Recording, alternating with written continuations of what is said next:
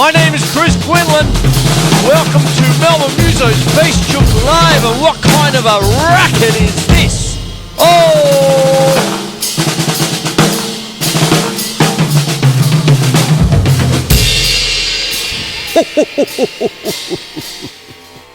Oh! There we go. Oi! Hey! Dance to that one. Hey, I dares you. Tonight, as I said, my name's Quinlan, and this is Melbourne Musos Facebook Live on a bit of a wet and dreary Friday here. But what I'm going to talk about tonight is a little thing, basically split rudiments, which I've talked about in the past, but in the realm of hocketing. Okay, now,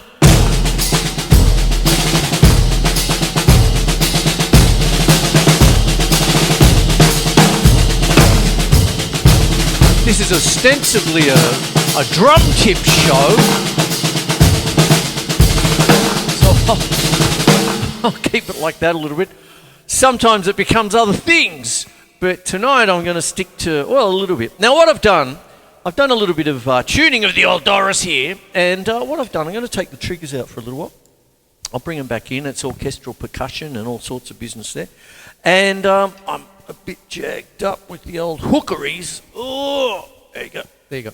And what I've done is I've turned my little stainless, not little, but it's a lovely snare drum, DW stainless steel snare, and it's got the three the three levels for your snare drum. You can have loose, normal, tight. And tonight I have it tight. I've tuned the drum down a little bit, so it's very much like trying to get an old-fashioned marching snare drum set. And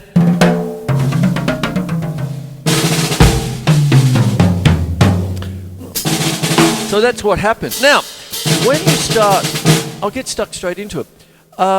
With our drumming, we have three main rudiments. We have the single stroke roll,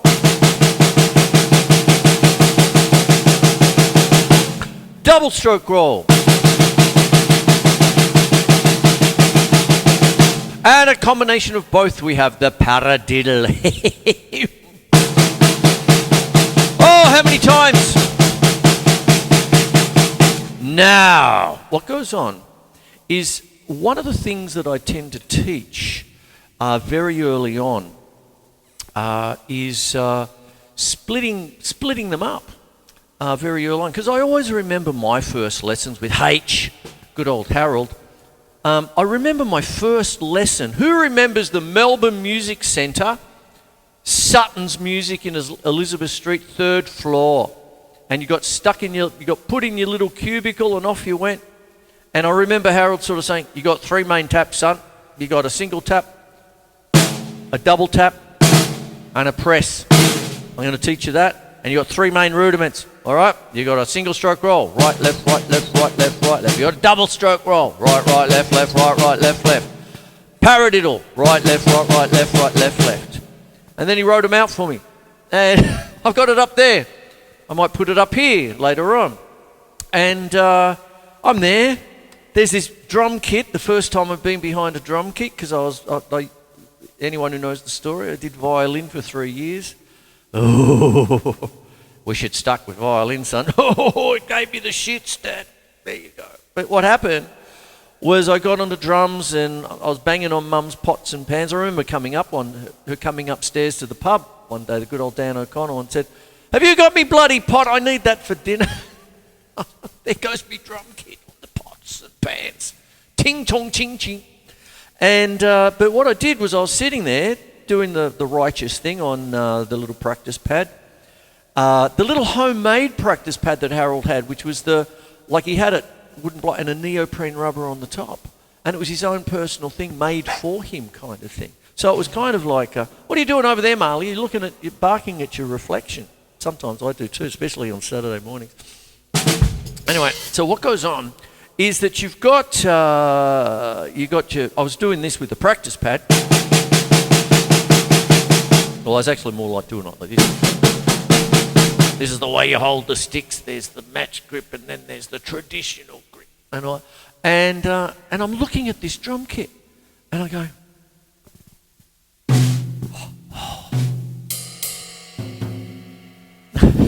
I heard the door behind me open. No. Stick to the snare drum, son. Stick to the snare drum. And I always remember that. I remember I was in front of this drum kit. It's the first time I've been behind a drum kit proper. You know, I was 12. No. Stick to the snare drum, son. And so I sort of did. Got my practice pad. Got my first pair of sticks. There's another story to that. And there I went. But what I started doing was just mixing them up. So this is what I'm talking about. Like I said, when I'm starting my students off, I often, I do all the same things, and in my basic first book and all that. And then as soon as I can, I say, well, here's a tom-tom, If I take it out, 5-piece. There it is. I do it so I remember me, and so it was like I let my little poppets get it out of their system. Just hit them. There you go.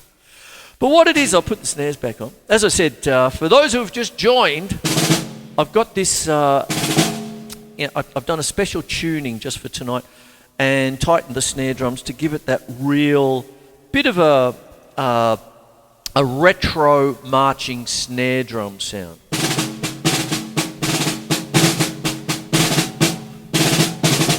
There it is. Now, when you're doing a single stroke roll,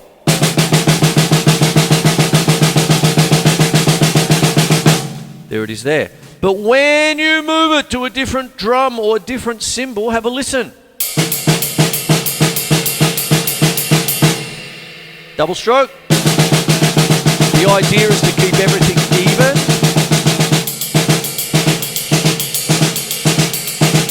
Paradiddle.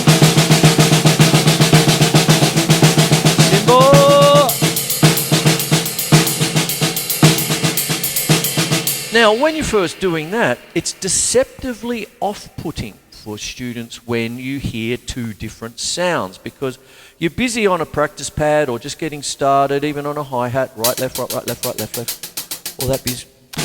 And then what happens? Okay, I'm getting it because you want it all perfectly even, no worries at all. And as soon as I say, put your right hand on the floor, Tom. Boo! Seem to get smart. Da-da-da! Come from the land of the ace and it's not old Max. There it is there. And so what happens then is that you start getting lots of different rhythms and things. I've done that so many times, but this is not what the lesson is. When you actually go from a drum sound to a cymbal sound, you start getting a little thing that I sometimes call empty sounds, because what's happening is you've got this nice drum sound.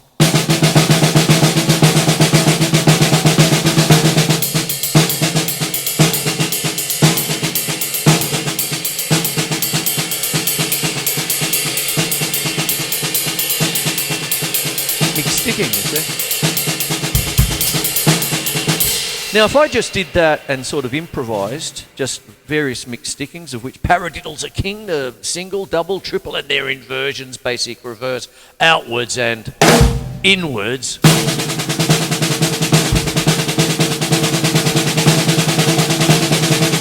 Now, if I did that with 4 on the floor, bass drum, hi-hat 2 and 4, mixed it up.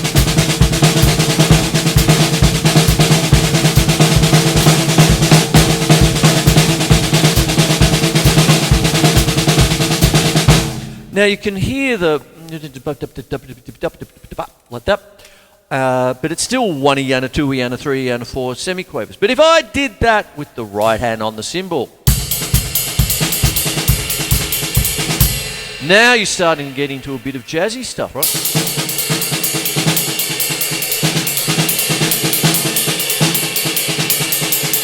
Dance to that.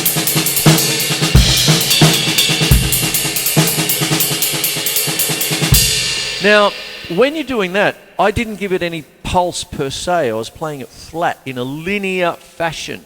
Okay, linear meaning everything's separated.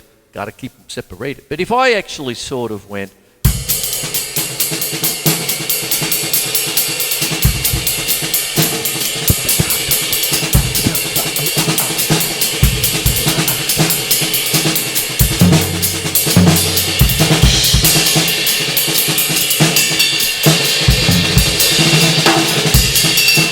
now let me put a metronome to it.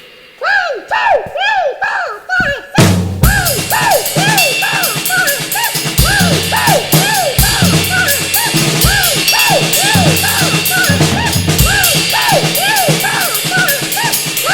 5, 6. Hi, darling. How you going? Do you come here often?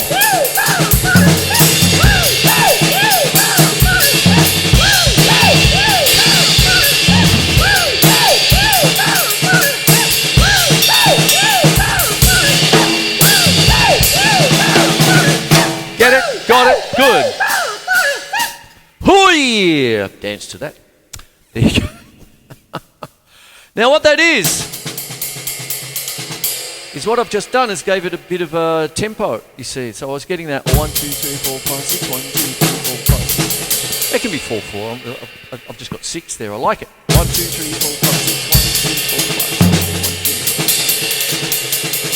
2, 3. Now if you try the discerning ear, when you're first hearing it, what starts to happen is you're really sort of feeling like you're just hearing.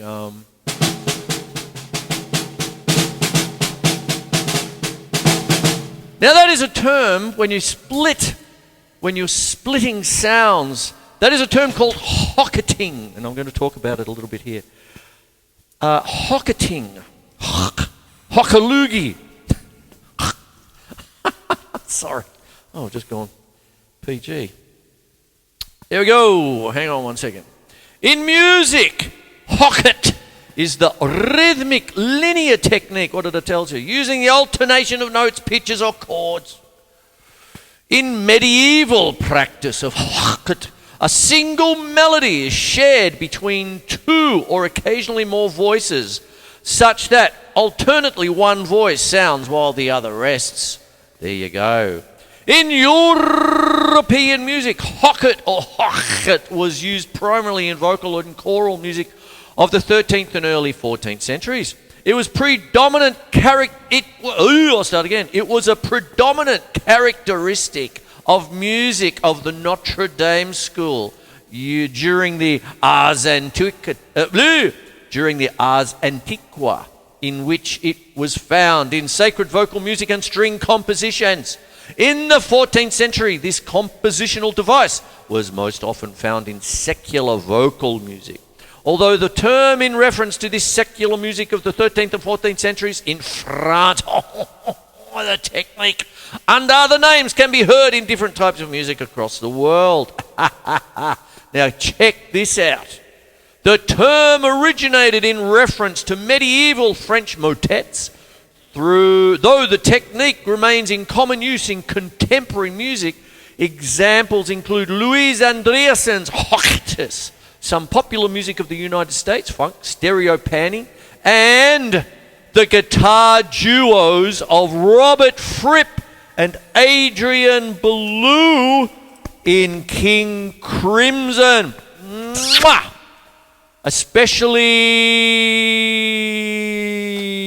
that one, the first one there. Robert Fripp and Robert Fripp and Adrian Belew in the early 2000s. This DVD is called Eyes Wide Open, and it is a wonderful thing. What it is, it's 2 concerts, live in Japan 2003 and live at Shepherd's Bush Empire 2000, when they were going around as a 4-piece. Now there's a wonderful example of hocketing in there, where you're actually, if you put your your plugs in, your headphones in, you can hear it dung ding, dung ding, dung ding. Now it sounds like quavers. It sounds like 1 and 2 and 3 and 4 and 1 and 2 and 3 and 4 and 1 and 2, but it ain't. What it is it's Robert Fripp playing the crotchets and Ballou playing the upstroke. So it's like him, him, him, him, him, him, him, him, him, him, him. And then they double up the semi-quavers, and you're sitting there looking at it and say, how the bloody hell they do that? Oh my Lord. Mind blown. So that's that one. But it's part of their style, part of King Crimson's style. I've got the other one from 95, King Crimson, Deja Vroom. Ooh, beautiful. And a little bit of a throwback to the early 80s, Three of a Perfect Pair. This is the Discipline era, which is going around as we speak with, it's a bit of a superstar band. You've got Adrian Ballou, you've got Steve Vai, you've got Danny Carey, and the wonderful man on bass, and I'm going to yell his name out in some point, Tony Levin, my Lord, oh boy. And there you go. And they're going around as we speak. They've just started their tour. This is the reason for this show tonight, because it's part of their style, because they're doing it. Oi! Check them out.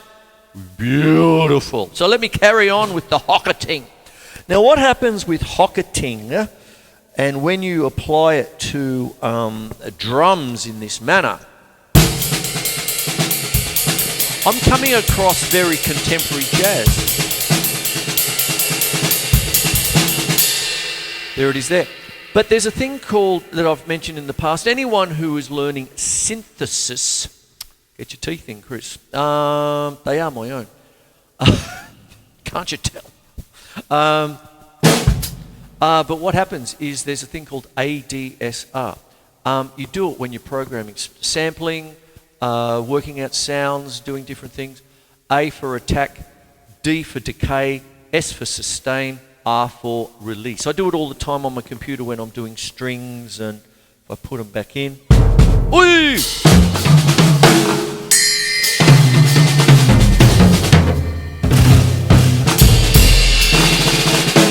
Feel like I'm a little bit hooked up. Oi! There it goes.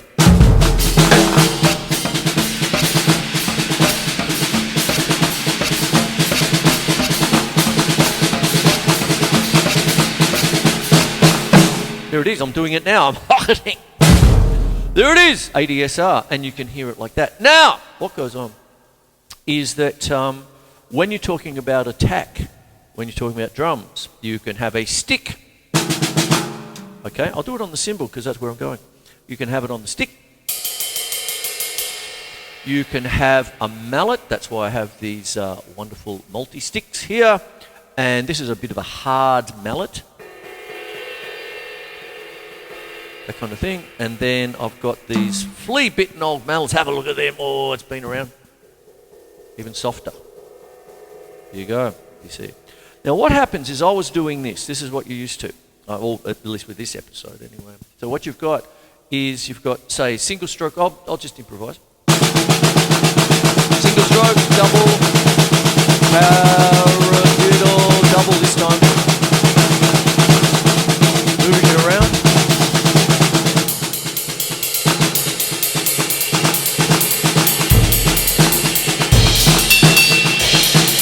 I'll keep it straight.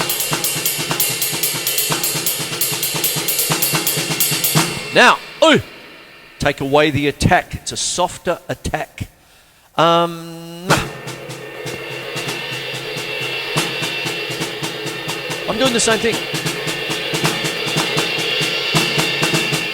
But because I've taken away the attack, all you're hearing from the cymbal is it's an expensive. I'll pay a few bucks for that cymbal.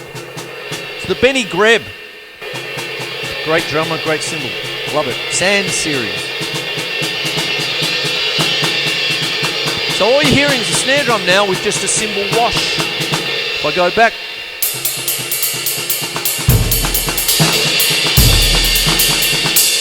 Mallet time. Ooh.